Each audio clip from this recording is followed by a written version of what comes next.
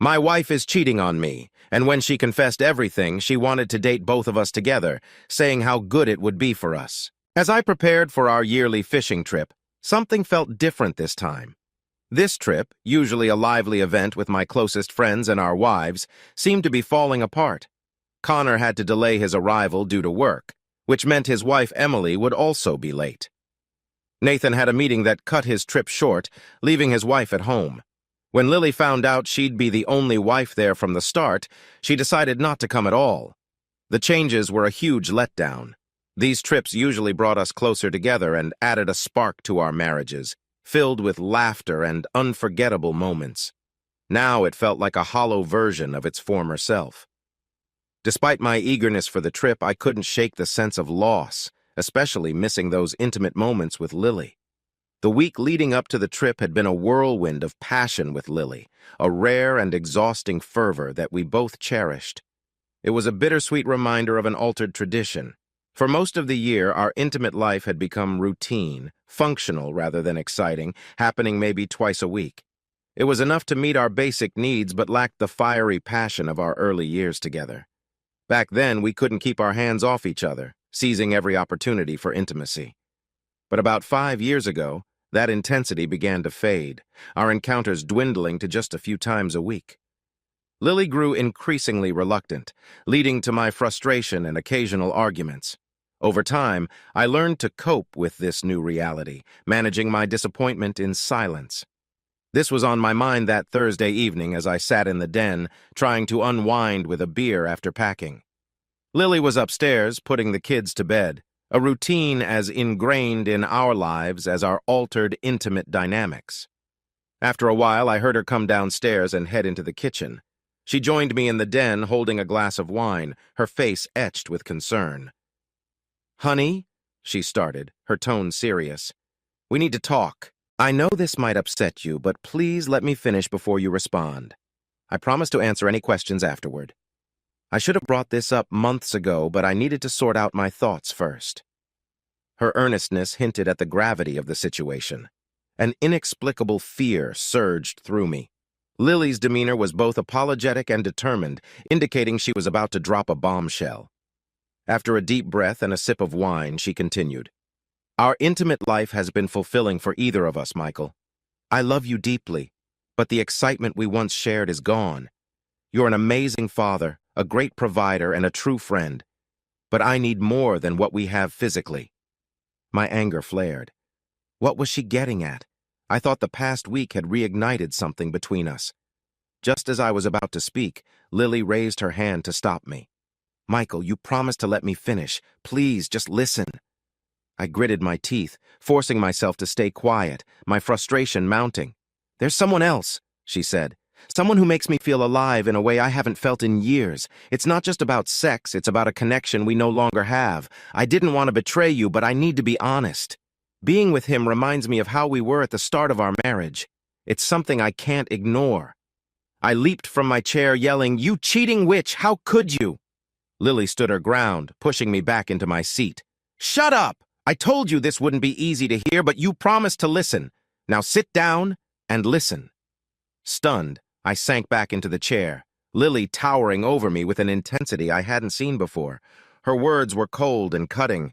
"I've spoken with Nathan about the divorce laws. If we split, it won't be in your favor. You'll lose a low alimony, child support, custody of the kids, the house. Half of our savings and your retirement fund will be mine.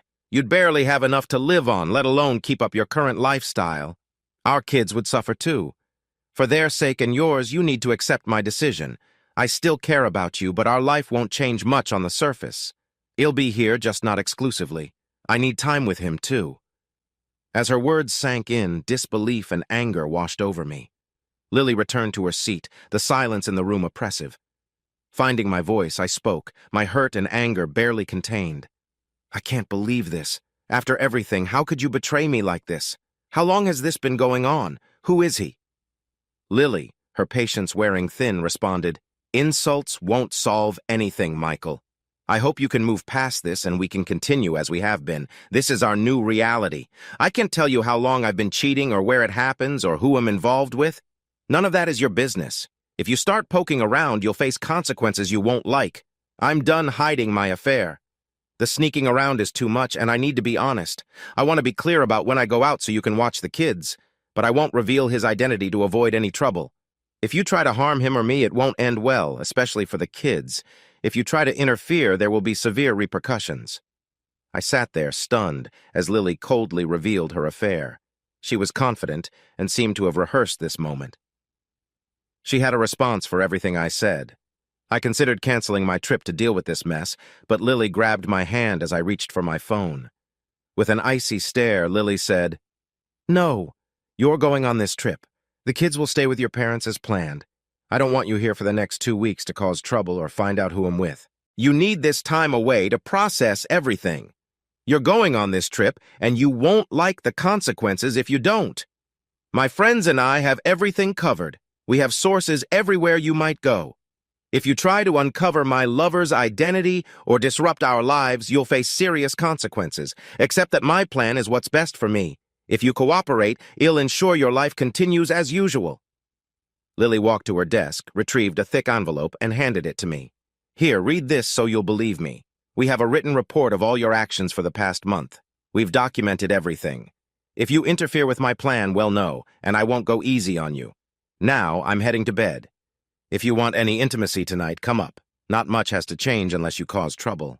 I sat there in disbelief. Who was this woman? What happened to my wife? I thought I knew her, but now she revealed herself as deceitful and unfaithful. I watched her go upstairs, her hips swaying seductively. She knew she looked amazing and was using it tonight, but for once it didn't affect me at all. Finally, I opened the envelope and started reading. I was shocked.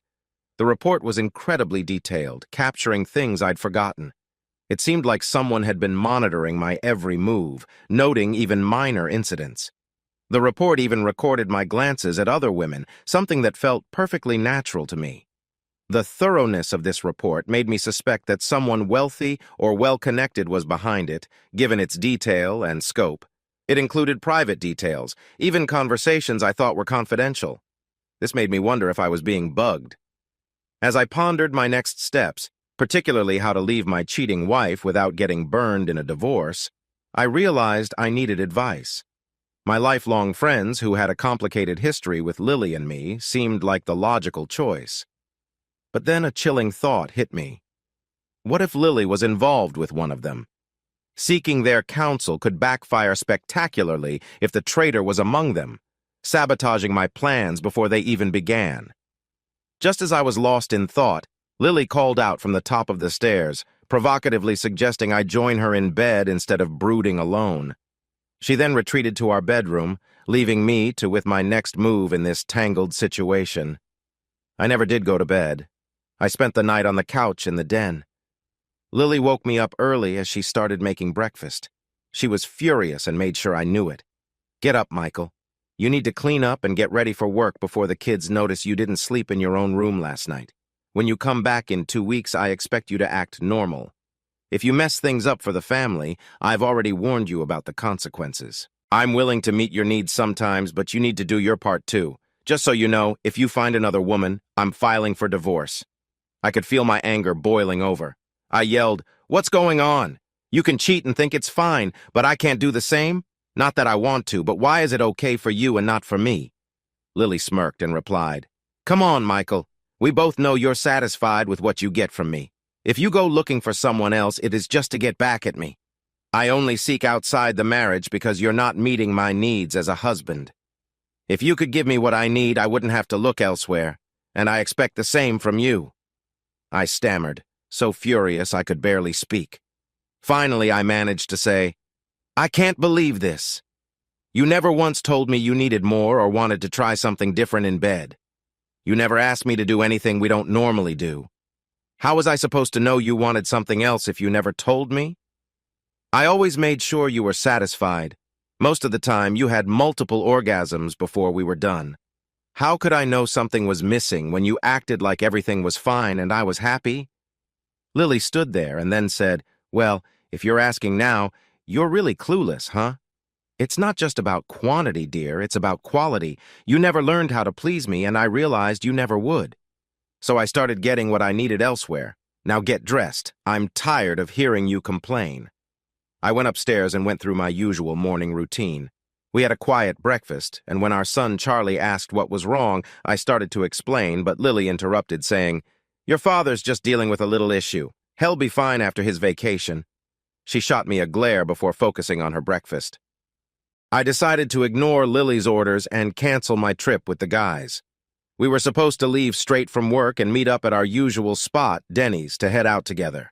I had my F-150 truck all set to load our gear. Justin would ride with me, while Nathan would take his car since he had to return midweek. I called Justin to let him know I had to back out due to some urgent issues and even offered my truck for their use. Justin, however, wasn't having it. "Michael, no way. Lily already called me and warned me you might try to cancel. She said you've been stressed but confirmed with your secretary that you have no pressing engagements. I promised her I'd make sure you come on this trip. If I have to, I'll drag you there myself. You're coming, end of story." I wanted to protest but felt a jolt of paranoia.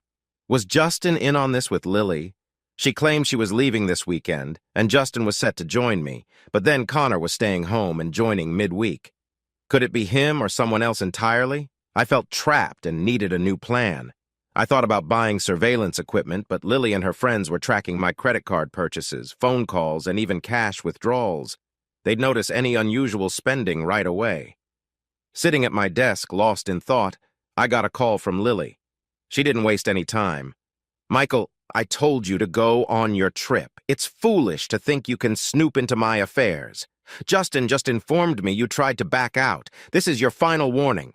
Cross me, and you'll lose everything, including access to your children. Do you get it?" She hung up before I could respond, leaving me in shock. Justin had betrayed me. Was he part of Lily's scheme, or was he genuinely worried about me? My old friends felt more like her allies these days. Was it possible they'd all turned against me? Nah, not all of them, surely. With no choice, I decided to go on the trip and met the guys at Denny's.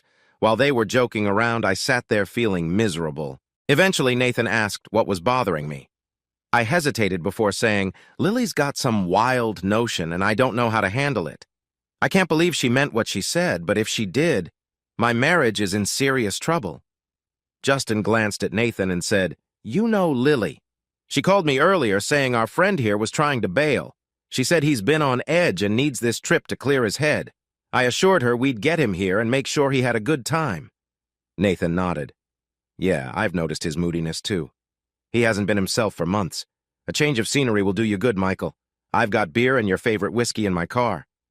Turning to me, he added, "Nothing used to stop us from enjoying our cabin time. Sure, the ladies won't be there, but we'll have more drinks and stories." We set off for the fishing spot by the stream, a short 2-hour drive. We arrived in time for some serious drinking before bed. The next morning, the guys insisted on fishing, so we headed out. Fishing helped distract me, but thoughts of Lily kept creeping back. I couldn't shake the doubts about her words. Instead of focusing, I let the guys persuade me to keep drinking. Later, during supper, Nathan looked at me and said, "Okay, Michael, spill it. You look like you've lost your best friend. What's going on?" I thought, why not? If I didn't talk to someone, I'd lose it. These guys had been my friends since school.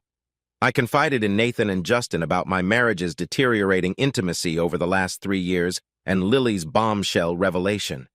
After I finished, Nathan looked at me, stunned. "Michael, are you sure Lily said that? I can't believe it. We've known her for years and she's always been so kind and caring. Yeah, I know, but that's exactly what she said." "Is it really true?" I replied.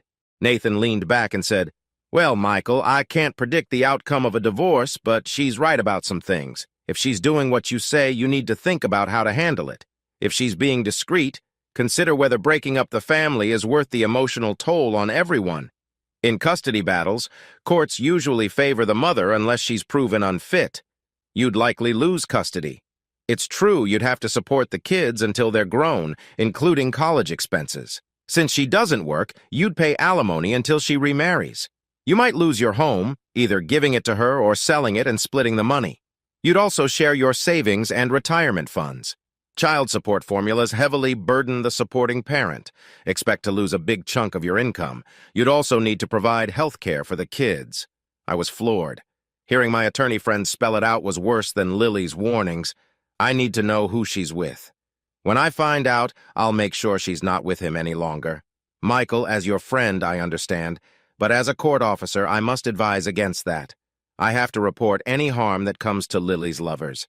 My advice is to deal with it and keep things normal. Maybe she'll change her mind or get it out of her system. Sticking to the status quo seems better for you. Nathan, I can't believe you're saying this.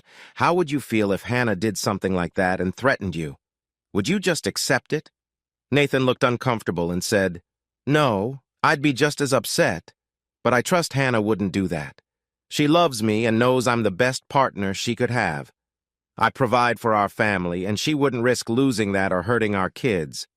Buddy, you should just accept your situation. If Lily's as vigilant as you say, you're in trouble if you try to investigate her affair. She'll find out and retaliate. Heck, she might even know about this conversation if she's monitoring you closely. Did she know where we were going?" "Shoot, I didn't even think about that. Darn it, now I have more to worry about." Michael was baffled by Justin's constant smile and Nathan's oddly cheerful demeanor. He couldn't understand how his friends were so nonchalant about Lily's behavior. Finally, he sighed, "Well, forget it. Let's just have some more drinks." The next morning, Michael woke up before his friends, needing some solitude. He grabbed his fishing gear and headed upstream to his favorite spot. Just as he was about to cast his line, his cell phone rang. He always kept it with him, though reception was usually poor. Seeing it was Lily, he chose not to answer. After she left a message, he listened, stunned to hear, "Well, honey, my sources say you got some good advice from Nathan last night. I hope you're going to follow it. I love you and you're too good of a provider and father to lose. But if you do something foolish, I can manage the kids without you. Now have fun." Michael stared at the phone in disbelief. The cabin had no cell service and there was no landline. How did she know about his conversation with the guys? His gear must be bugged, and someone had to be nearby to pick up the transmission. He needed to investigate later. Michael didn't notice Justin and Nathan watching him from the edge of the trees. They grinned, gave each other a thumbs up, and disappeared back into the woods toward the cabin. Justin asked, "You think that'll do it, or should we keep the pressure on? We should keep those detailed reports going for a while and keep pushing him to accept it," Nathan replied. "We got a good thing going. If we can get him to let Lily keep seeing us and spend full nights and weekends together, we'll be way ahead. Imagine how much better it'll be to have more time with her. She's so hooked on what we give her in bed that she'll do anything for more. If we're smart, we can clue in our wives and tell them we're helping him figure things out. That'll be solid cover." Michael fished until nearly noon, but his mind wasn't on it. He spent most of his time pondering his marriage, trying to figure out how to uncover Lily's affair and end it. He knew he couldn't act until he found out who, when, where, and why. On a cozy Friday evening, Lily and her lover shared a quiet, intimate moment after preparing for a weekend at the cabin. They finally had some time to themselves. Feeling playful, Lily handed him a drink and sat close. Their conversation flowed easily, filled with laughter and reminiscing about past adventures. The excitement for the weekend ahead was palpable. As they talked, Lily leaned in for a tender kiss, which he warmly reciprocated. Their affectionate exchange soon turned into gentle caresses. Whispering sweet nothings into his ear, Lily felt the warmth of the moment. They talked about their friend's upcoming arrival, speculating about the activities planned. The mention of a friend's visit on Wednesday added to the excitement. As the evening progressed, they stayed close, cherishing each other's company. Their bond was deep, amplified by the joy of the imminent reunion with their friends. In that moment, they savored the simple pleasure of companionship and the anticipation of good times ahead. Lily exclaimed, "Oh God, I've been craving this for so long. I can't wait for the others to arrive. Isn't Nathan supposed to be here early Wednesday?" "Yeah, baby. Then you'll have both of us for 2 whole nights before I have to help babysit your loving hubby," he replied. "Oh God, I'll be so relieved when we can all 3 be together at once. Just being with 1 or 2 of you at a time has been tough. After what you've done to me, there's no way Michael alone can satisfy me anymore. Do you think we've covered everything? I adore him, and he's a wonderful provider and father. I don't want to lose him. Yeah, I think we can keep him in check. I just hope Michael doesn't start confiding in our wives and causing trouble." We've been doing fine the last 3 years. I think we should have been content with how things were instead of getting greedy like this. Having you to ourselves all night or on a long trip sounds nice, but I'm not sure we can push Michael this hard. We might have unleashed something uncontrollable. Well, the bugs we planted and the few things we found that make him look bad should make him back off. I just wish he wasn't so straight and honorable. It's unbelievable we haven't found anything shady he's done. How can a man in business for himself not take advantage of situations to make extra cash? Oh, by the way, Lily, are you still keeping an eye on the finances and transactions like we discussed? Yeah, I convinced the bank to limit his cash withdrawals, but I can't control his check writing. At least we can track them if he does. I wish I had a way to keep a closer eye on the business now, Lily said.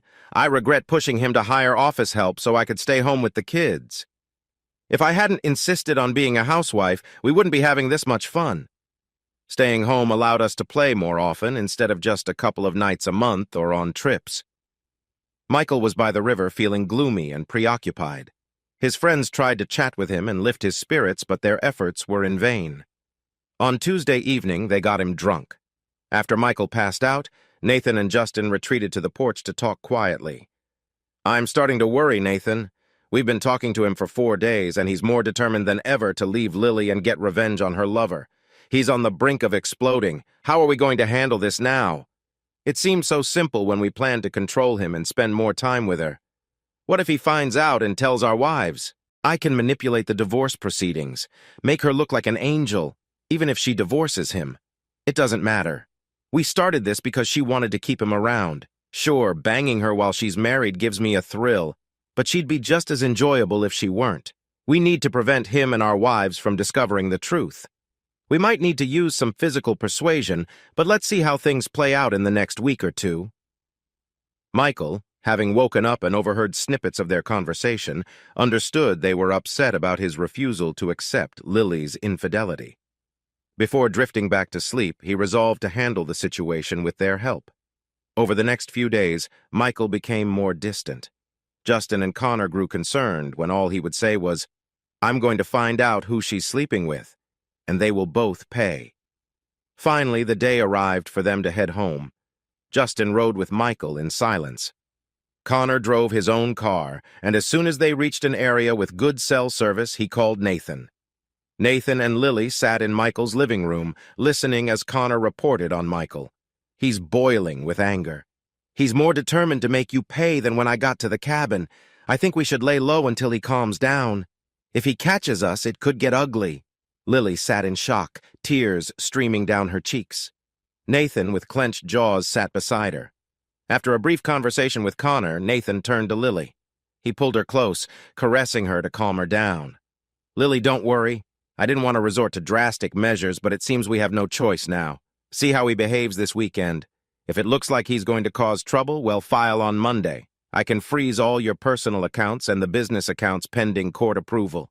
We can convince the judge that he might drain your accounts and ruin the business if we don't take control. Michael came home late on Friday night and found Lily in the living room, looking disheveled and upset, wearing one of his shirts. As Michael walked by, he noticed something odd about her appearance that made him very upset.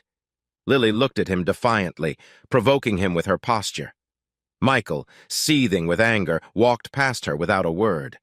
Lily tried to follow him into their bedroom and even attempted to join him in the shower, but Michael firmly told her to leave.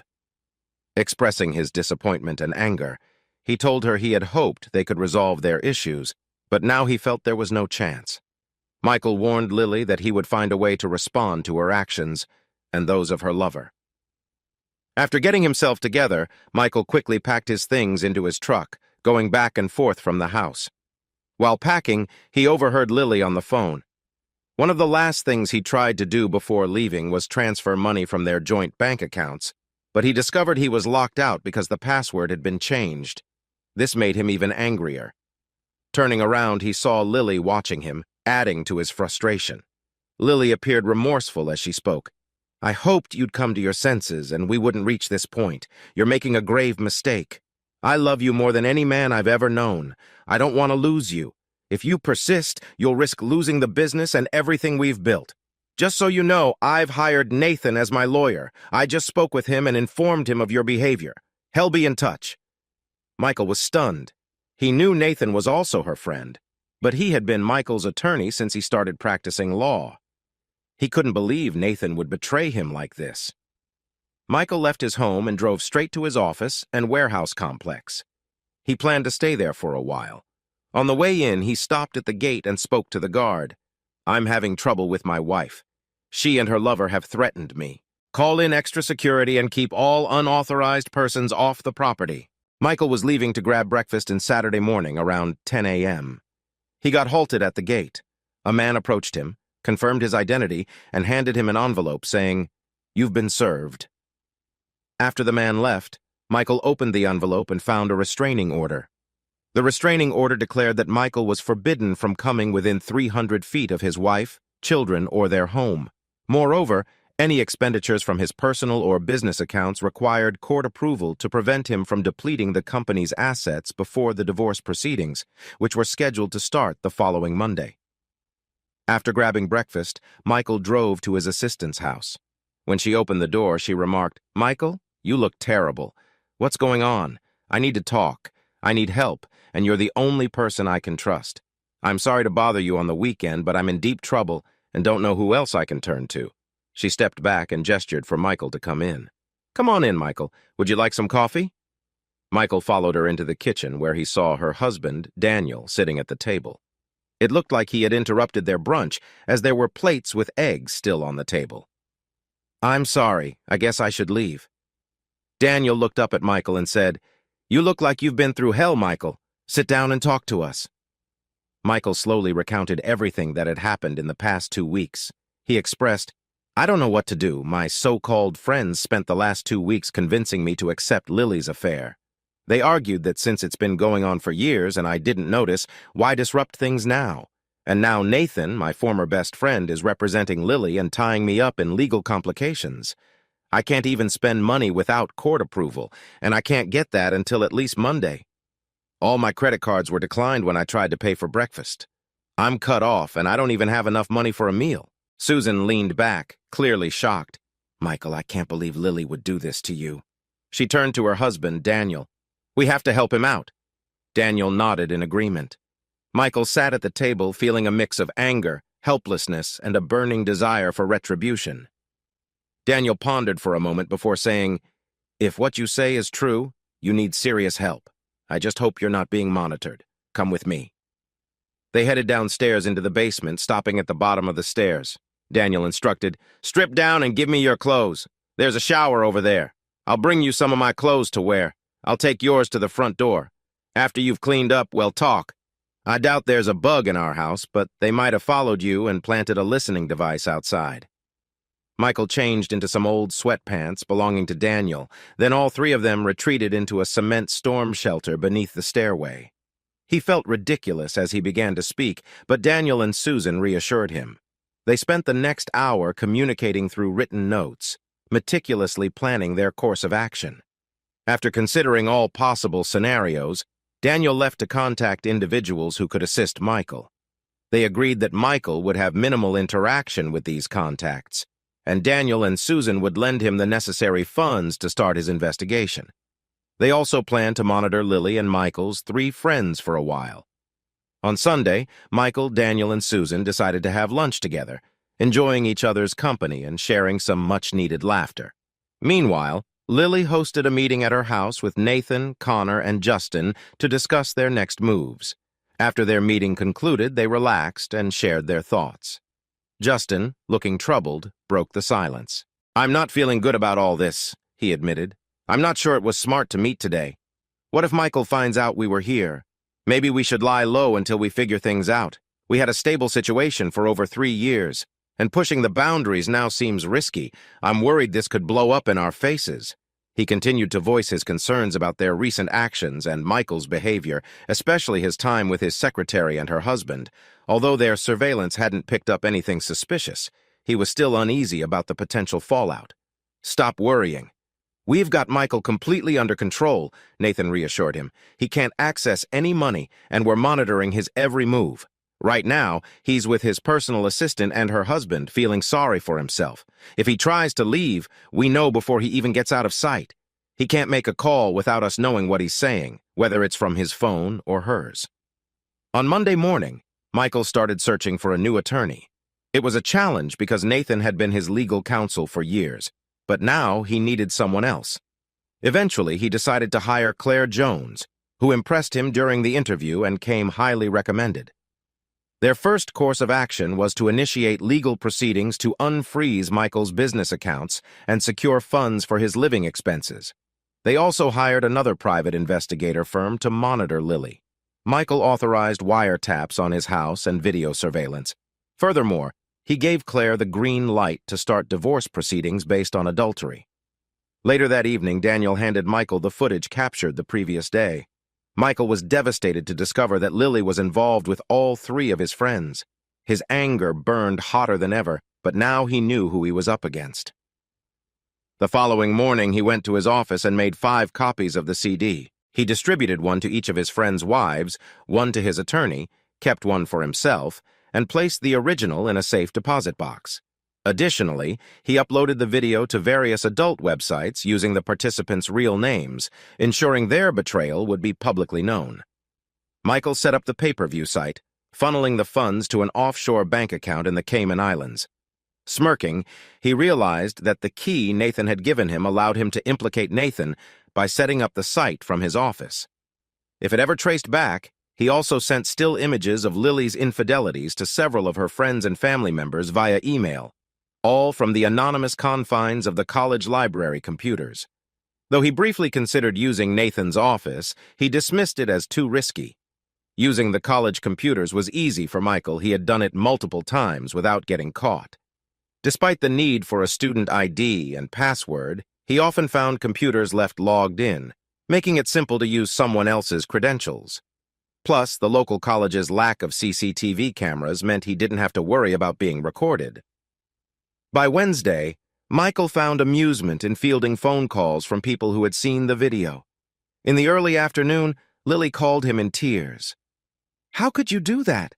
I thought you loved me. I told you it was just sex because you couldn't give me what I needed. How could you ruin my life like that?" Michael chuckled. "Amanda, you ruined your own life. I'm just delivering the payback I promised. Frankly, sure, you've been cheating on me for a while. All those times one of the guys made sure I was out late. Things that didn't add up then make sense now. By the time I'm done, you'll regret ever crossing me." Later, Lily's sister called. "You poor fool. Looks like you finally figured out your perfect wife. I assume you sent the video? Well, now it seems she and I can share the boys. I didn't know she was with them until I got this." Michael shuddered as her maniacal laughter echoed in his mind. Then Nathan called, and as soon as Michael answered, Nathan started yelling. Michael played along, keeping him on the line for almost 15 minutes. Nathan spewed threats of physical and legal harm. "You jerk! By the time I'm through with you, you'll wish you never crossed me. I'll have your wife whenever I want, and we'll have most of your money, too. If you had just done what I told her, you'd still have a family, money, and a life. I'll have the guys rough you up. I've been with Lily since high school, and I'll continue to be long after you're gone. Enjoy living in the dumps because that's where you'll be. I'll file every lawsuit I can and bleed you dry." Lily's parents also called, distressed. Her mother was in tears. "Michael, how could you do this to Lily? I understand she hurt you, but spreading those pictures was too vengeful. Couldn't you resolve this more civilly?" By evening, Michael felt a grim satisfaction. He was confident that the computerized answering system his company had installed would capture Nathan's threats. Initially, Michael had concerns about Nathan's advice to set up the system with the telecom provider, but now he saw the wisdom. When a call came in, the system would answer and give a warning before recording. "Thank you for calling Central U.S. Inventory, Logistics, and Security Company. All phone calls are recorded. If you do not want your call recorded, please hang up now." It seemed Nathan, in his fury, had ignored the warning, so all his threats were captured. Michael saw this as poetic justice. Lily's social circle rapidly disintegrated once the legal cases began. Meanwhile, Daniel's contact managed to obtain crucial video and audio recordings. Despite the private investigators' failure to capture incriminating evidence, the few suspicious phone calls they intercepted were mostly ambiguous. Claire's first move was to report Nathan to the State Bar Association. His law license was promptly suspended, and he was permanently disbarred for his unethical behavior and threats. Even before the divorce proceedings concluded, Michael's divorce was finalized, with Lily receiving only about 25 of the marital assets. Michael retained his company and was granted custody of the children, primarily due to an overlooked detail in the photos taken by Daniel's contact. Among the images of Lily and her lovers was a picture showing a child peeking through the patio door, witnessing the affair. This crucial evidence sealed the custody decision in Michael's favor. When the judge reviewed the damning evidence, he granted Michael full custody of the children. Additionally, Michael's lawsuit against Nathan resulted in a $1.3 million damages award for breaching attorney-client privilege and engaging in misconduct while representing Lily. Nathan faced severe repercussions for his unethical relationship with Lily, leading to hefty fines imposed by the state. As Michael's legal campaign progressed, Nathan's financial situation crumbled, pushing him to the brink of bankruptcy. Meanwhile, Hannah, Nathan's wife, drained the remainder of their marital assets during their divorce. Emily, Connor's wife, similarly claimed a significant portion of his assets. Surprisingly, Justin and Sophie remained together.